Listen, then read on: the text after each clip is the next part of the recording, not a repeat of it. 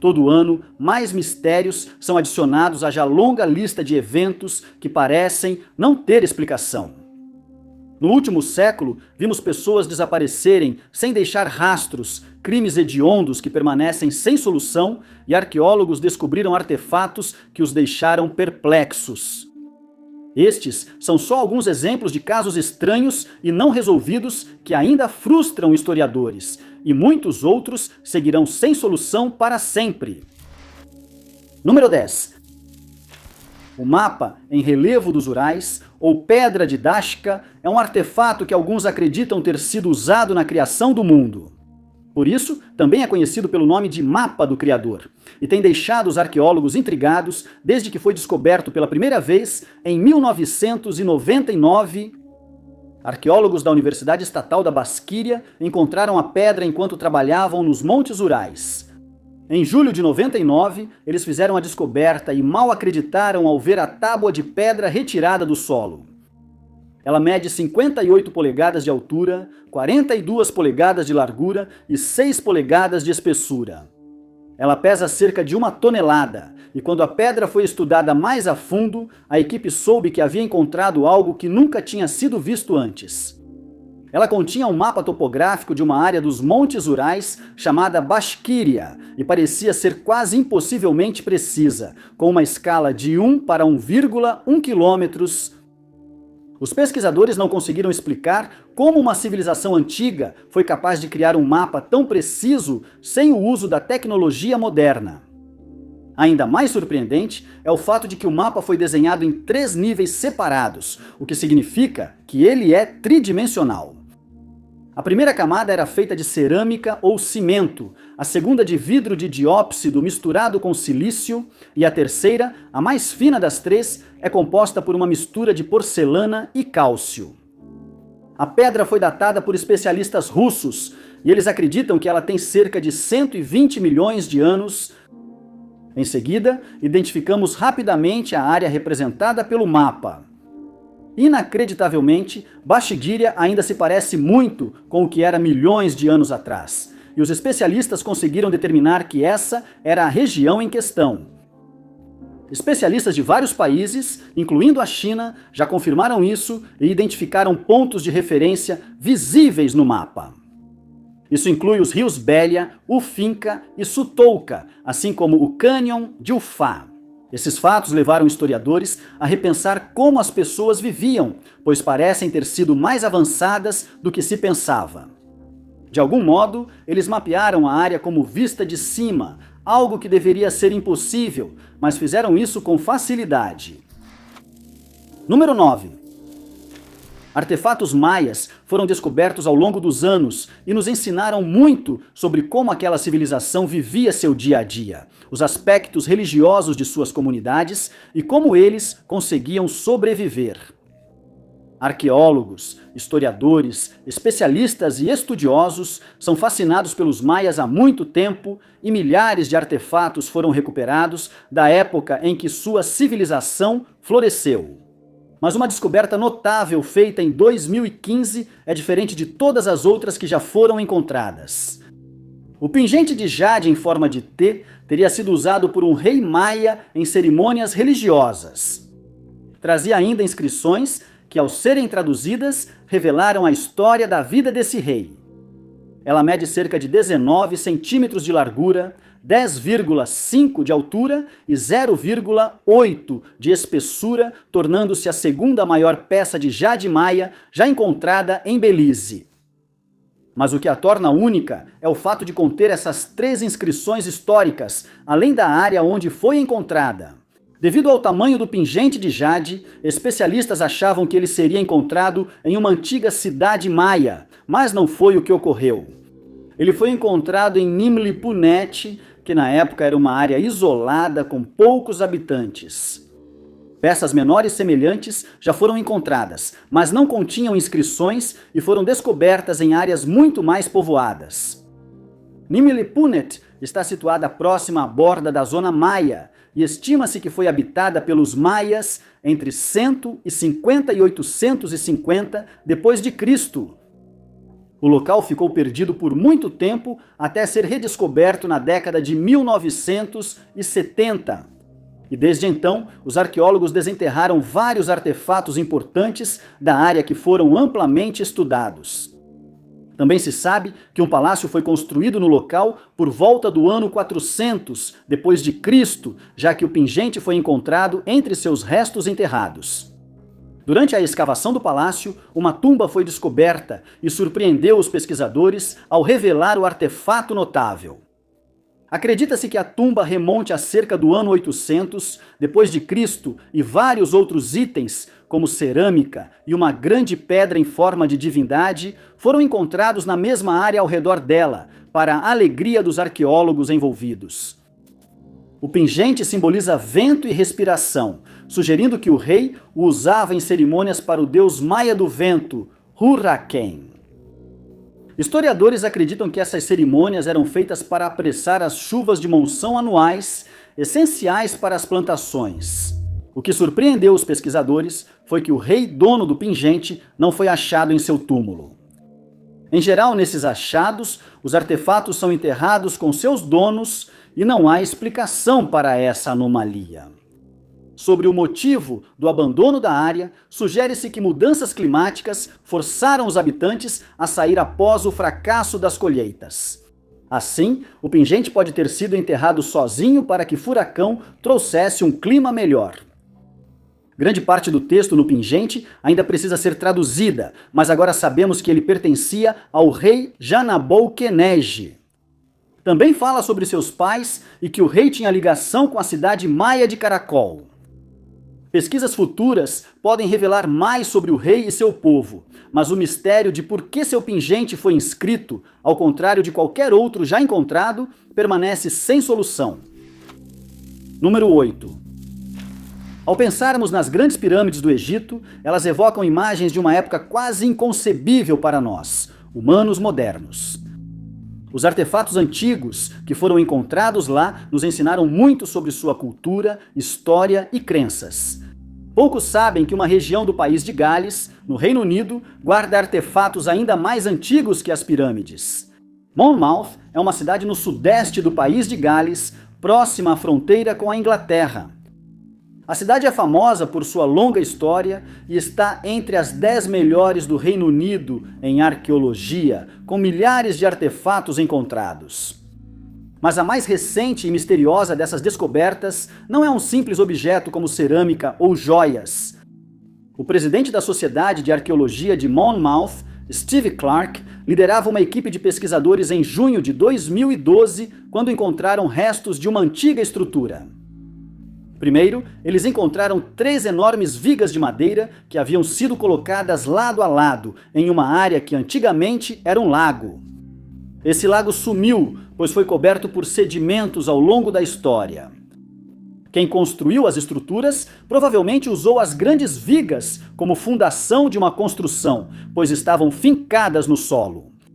Com o passar dos séculos, a madeira apodreceu e os espaços vazios foram preenchidos com argila sem oxigênio. Ainda restam muitas perguntas no local.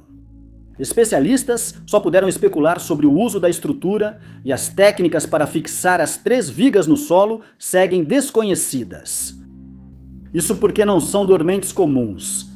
Acredita-se que quem construiu a estrutura conseguiu dividir árvores inteiras ao meio antes de colocá-las no solo. Isso já seria muito difícil e trabalhoso, mas é ainda mais impressionante. Os arqueólogos não conseguiram determinar até que profundidade as vigas foram fincadas, e eles não fazem ideia de quem construiu a estrutura ou para que ela era usada. Algumas teorias surgiram devido à disposição das vigas. Elas parecem alinhar-se exatamente com o centro de um antigo lago que existiu na região. Por isso, sugeriu-se que a estrutura servia como passagem para um cranog, ilhas artificiais comuns na Escócia e Irlanda. Se esse for realmente o caso, a passagem teria sido enorme e teria levado muito tempo para ser construída. Ainda é especulação, pois não se sabe se ela foi construída antes ou depois do lago existir. Especialistas não determinaram a idade das vigas, sendo necessárias mais pesquisas para responder a essas questões. Presume-se por enquanto que as vigas sejam da Idade do Bronze devido a outras descobertas. Inclui um monte de pedras queimadas e um coxo achados com as vigas. Acredita-se que as pedras eram aquecidas no fogo e depois jogadas em um coxo para ferver a água, como era feito frequentemente naquela época. Número 7. É sempre interessante quando os especialistas não conseguem explicar um artefato antigo, como um pingente de 1500 anos que foi encontrado sob o solo em Chipre em 2011. O local onde o amuleto foi encontrado se chama Neapafos, e não é incomum que arqueólogos encontrem artefatos de muito tempo atrás nessa área. O amuleto causou certa confusão, já que parece quebrar com as convenções em relação às figuras históricas. Além disso, possui inscrições nos dois lados. De um lado, foi encontrado um texto que, ao ser traduzido, dizia: Laui, que é um deus, é o portador do nome secreto, o leão de Ré, o antigo deus sol egípcio, seguro em seu santuário. Embora isso possa parecer sem importância, os estudiosos logo perceberam que essa inscrição é um palíndromo, o que significa que pode ser lida normalmente de frente para trás ou de trás para frente com o mesmo resultado. O que, com 59 caracteres, é bem impressionante. Já era uma descoberta notável, mas o outro lado do pingente continha ainda mais surpresas que ainda precisam ser explicadas. Ele contém várias imagens, incluindo uma múmia enfaixada em um barco e provavelmente representa Osíris, outro deus egípcio. As demais imagens mostram um homem sentado em um banquinho, com a mão direita nos lábios, como se pedisse silêncio. Essa imagem representa o deus do silêncio, Harpócrates. Ao lado dele, há uma criatura mítica com cabeça de cachorro. Esses personagens já apareceram em vários artefatos e são conhecidos como sinocéfalos. Os pesquisadores acharam estranho o sinocéfalo imitar o gesto de Harpócrates, sendo essa apenas uma das muitas imprecisões do artefato. Primeiramente, o palíndromo contém vários erros de ortografia. Em mais de uma ocasião, 2 caracteres de texto, P, são usados quando um único V teria sido o correto. E os 3 últimos caracteres, que são E, AI, parecem ter sido adicionados às pressas, já que parecem estar espremidos em um lado do amuleto. Por isso, especialistas acreditam que quem criou o amuleto não compreendia totalmente a escrita egípcia antiga e cometeu um erro em relação à cultura egípcia. Harpócrates geralmente era mostrado sentado em uma flor de lótus com as pernas levantadas, nunca antes visto em um banquinho. Também é inédito ver o sinocéfalo imitando as ações de Harpócrates. Normalmente, ele seria mostrado com as patas erguidas em adoração a Harpócrates, mas os historiadores não explicaram por que o amuleto foi feito assim. E ainda tem o fato de que quem criou a peça decidiu adicionar linhas cruzadas sobre os corpos de ambas as figuras. Quando isso ocorria, essas figuras eram mumificadas com Osíris, o que não seria possível aqui. Costuma-se retratar o sinocéfalo com bandagens, mas neste amuleto quem as usa é Harpócrates. Nunca antes isso havia sido feito, e não se sabe se foram erros inocentes ou fatores incluídos de propósito. Sugere-se que isso foi um ato de rebelião contra os governantes ou que o amuleto foi feito de forma barata por alguém que não entendia a cultura da época. Porém, essas teorias ainda não foram comprovadas. Número 6. O mistério começou em 1954, quando um homem chegou a um aeroporto em Tóquio, no Japão, com um passaporte que ninguém reconhecia. Até hoje, ninguém conseguiu descobrir quem ele era ou onde ficava o país de onde ele veio. Segundo relatos, fazia muito calor em Tóquio quando John Zegras desembarcou no aeroporto de Haneda, parecendo, à primeira vista, um passageiro comum que chegava à cidade. Ele estava vestido de terno e o mais notável nele era a barba. Até que ele entregou o passaporte ao agente da alfândega, que logo desconfiou. O passaporte não parecia falso, mas ele nunca ouvira falar do país de origem do homem, Taríde. Ele chamou os agentes de imigração, que logo interrogaram o homem e ele não gostou. Ele insistiu que Tarad realmente existia e que era um país reconhecido há mais de 1000 anos. Confusos com esses acontecimentos, eles mostraram ao homem um mapa do mundo e pediram para ele apontar onde ficava Tarid. Ele indicou uma área entre França e Espanha, e os oficiais explicaram que ali era Andorra, mas ele insistiu que estavam errados. Ele nunca tinha ouvido falar de Andorra, e com o passar do tempo, ficou ainda mais irritado com o atraso em seus planos de viagem. Ele garantiu aos oficiais sua identidade e lembrou que os carimbos no passaporte provavam viagens anteriores ao Japão. Ele mostrou moedas de vários países europeus e seu talão de cheques. E isso não deixou as coisas mais claras. Seu talão de cheques foi emitido por um banco que ninguém jamais tinha ouvido falar e, apesar das buscas, ninguém conseguiu encontrar. Perguntaram então ao homem o que ele fazia no Japão e se havia alguém com quem o aeroporto pudesse entrar em contato para confirmar sua história. Ele informou o nome de uma empresa com a qual trabalharia, o hotel onde ficaria e o banco com o qual lidava. O homem não foi localizado e o banco com o qual dizia trabalhar não existia. A empresa que ele mencionou realmente existia, mas eles nunca tinham ouvido falar de um homem chamado John Zegres. Os policiais precisaram detê-lo e o colocaram em um hotel próximo enquanto investigavam suas alegações. Para evitar sua fuga, 2 policiais ficaram na porta do quarto do hotel e ele seria levado ao aeroporto para mais interrogatórios no dia seguinte.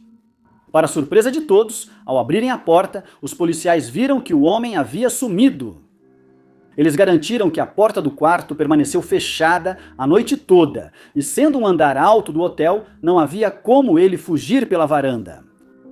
Ele levou todos os seus pertences com ele e ninguém nunca mais o viu. Número 5. La Côte à la Chèvre é uma caverna misteriosa na ilha de Jersey, no Canal da Mancha. Ela intriga especialistas há décadas, desde que se descobriu que os neandertais voltavam anualmente à caverna sem que se saiba o motivo. Embora já se soubesse que os neandertais costumavam viver nessa caverna, foi determinado recentemente que eles começaram a utilizar o espaço muito antes do que se acreditava inicialmente. Artefatos recuperados do local mostraram que eles podem ter começado a viver lá há cerca de 250 mil anos. Notavelmente, eles voltavam para a caverna repetidas vezes, e essa tradição foi seguida por geração após geração. Eles caçavam animais na região e parecem ter gostado das cavernas, a menos que houvesse outra razão desconhecida para continuarem voltando. Ferramentas de pedra achadas na caverna e arredores mostram aos pesquisadores como eles se moviam na região. Seus locais de caça teriam sido inundados pelo Canal da Mancha. Outras áreas seguem acessíveis e devem oferecer aos historiadores mais dados sobre quem viveu lá há muitos anos. A área era bem maior, pois as calotas polares estavam intactas e a região ainda não tinha sido inundada pelo oceano.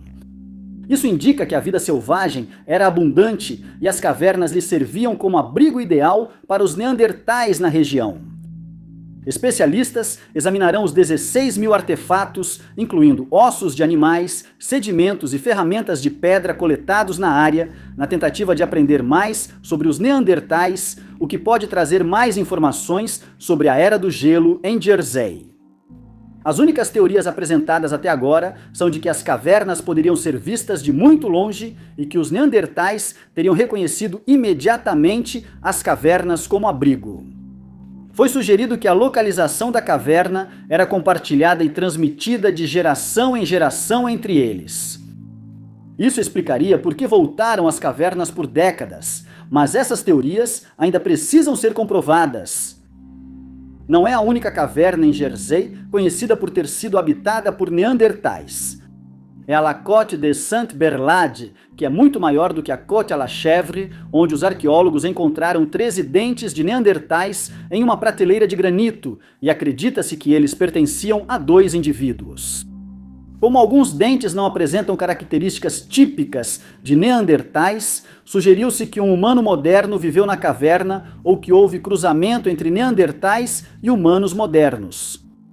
Pesquisas extras ainda analisam os dentes para confirmar o caso, mas, por ora, eles estão em exibição no Museu e Galeria de Arte de Jersey, onde podem ser vistos pelo público. Número 4. O arranjo de pedras de Carisbrooke, em Victoria, Austrália, foi amplamente estudada por estudiosos e arqueólogos, mas ninguém sabe quem a construiu ou seu propósito. É certo que a formação tem origem aborígene e acredita-se que tenha milhares de anos, mas sua idade exata ainda não foi determinada, o que adiciona ainda mais mistério e fascínio ao local já enigmático. O local, que fica a cerca de 4 quilômetros de Carisbrooke, foi descoberto pela primeira vez por Aldo Mazzola em 1963. Na época, pouco foi feito no local, mas nos anos 1980, as anotações de Aldo Mazzola sobre a formação foram estudadas e o arranjo das pedras finalmente analisado e mapeado. Aldo Mazzola escreveu um artigo que foi submetido à publicação Victorian Naturalist em 1963, e ele incluiu uma descrição detalhada. Ele afirmou que media 200 por 17 pés e que tinha aproximadamente o formato de um bumerangue. O levantamento arqueológico de Vitória realizou a primeira pesquisa na década de 1980, após um proprietário local destacar novamente a estranha formação. Presume-se que era um antigo local cerimonial aborígene, mas isso ainda não foi comprovado. Isso porque nunca acharam outros registros de cerimônias aborígenes na região, e nenhuma dessas tradições foi passada aos descendentes. Ou pelo menos é o que parece. Descrições modernas do local afirmam que ele contém 2 arcos construídos com grandes pedras, além de várias pedras menores e um marco de pedras empilhadas, que pode ter sido usado como marcador de trilha, memorial ou marcador de limite. Acredita-se que o formato de arco foi construído intencionalmente para representar um bumerangue, já que teria sido uma ferramenta de caça importante há muito tempo. Mas alguns estudiosos discordam, pois o formato tem uma curva irregular e os lados são paralelos entre si, diferente do formato usual de um bumerangue. Há quem defenda que o arranjo de pedras servia como instrumento astronômico, assim como Stonehenge, na Inglaterra. Alguns acreditam que o arco simboliza a Via Láctea e que o monte de pedras próximo representa Sirius, ou outra estrela visível no céu durante sua construção. Também foi determinado que as extremidades do crescente apontam para os pontos cardeais de uma bússola, mas ainda não se sabe se isso foi intencional ou apenas uma coincidência, o que parece improvável. Especialistas sugerem que a área era usada em cerimônias de iniciação masculina, como outros locais semelhantes encontrados em Nova Gales do Sul, que eram usados para esse fim. O local foi comprado pelo governo australiano em 1975 e eles assumiram sua preservação do Escritório de Relíquias Arqueológicas. Foi declarada área arqueológica oficial, vendida ao Conselho de Terras Indígenas, e agora está sob cuidados da Cooperativa Aborígene de Ballarat. Muitos outros estudos precisam ser realizados no local para determinar quem criou a estranha disposição de pedras e para que ela era usada. Número 3. É notável como, ao longo da história, enormes navios carregando toneladas de cargas importantes desapareceram repentinamente sem explicação. Enquanto a maioria desses navios acaba sendo encontrada, outros se perdem no oceano para sempre, como é o caso do SS Marine Sulphur Queen. O nome formal do navio era SO New Haven. Era um petroleiro T2, que foi construído em Chester, Pensilvânia, em 1944, e inicialmente foi projetado para transportar petróleo, como tantos outros petroleiros construídos naquela época. Em 1960, porém, o navio foi para o dique seco da Bethlehem Steel Company em Sparrows Point, Maryland, onde passou por algumas modificações. Ele foi adaptado para transportar enxofre derretido e renomeado Marine Sulphur Queen. Para dar essa capacidade ao navio, foi instalado um tanque independente que media 306 pés por 30 pés por 33 pés. Todas as anteparas originais foram removidas e a estrutura interna do navio precisou ser modificada para acomodar a mudança. O tubo continha 4 câmaras individuais e o tubo principal ficava a cerca de 3 pés de qualquer material ao redor. O enxofre seria mantido a cerca de 155 graus Fahrenheit, graças a um sistema de vapor que foi instalado. E em 1961, o navio partiu em sua primeira viagem após a conversão e as mudanças funcionaram bem. E por 2 anos ele faria viagens regulares, transportando enxofre derretido como carga. Mas no dia 2 de fevereiro de 1963, tudo isso mudou. Nesse dia, ele partiu de Beaumont, Texas, com mais de 15 mil toneladas de enxofre a bordo. Sabe-se que ele estava perto de Florida Keys 2 dias depois, pois uma mensagem de rotina com a posição da embarcação foi recebida. Mas no dia 6 de fevereiro, toda a comunicação da embarcação havia cessado e ela foi dada como desaparecida. Especulou-se que ela deve ter afundado no Estreito da Flórida, e essa área foi minuciosamente vasculhada, mas sem sucesso. A busca durou 19 dias, sem nenhum sinal dela, e o esforço foi interrompido. A única prova do naufrágio da Sulphur Queen foi a localização de coletes salva-vidas e pequenos destroços que seriam da embarcação. Foi observado que no dia 4 de fevereiro o navio estaria navegando em mar agitado, com ondas de até 5 metros e ventos de cerca de 83 km. A investigação concluiu que o navio não deveria ter partido naquele dia.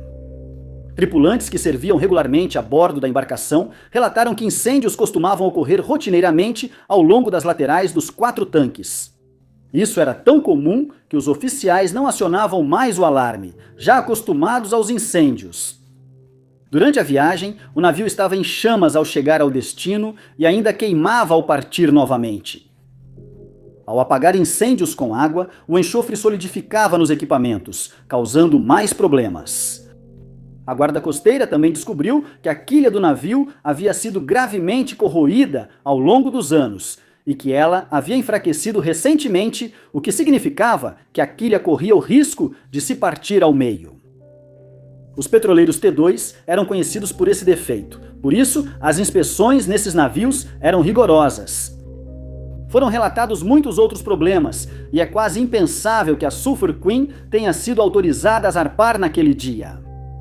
Os destroços do SS Marine Sulphur Queen nunca foram encontrados, e seu destino, assim como o de sua tripulação, continua desconhecido. Número 2.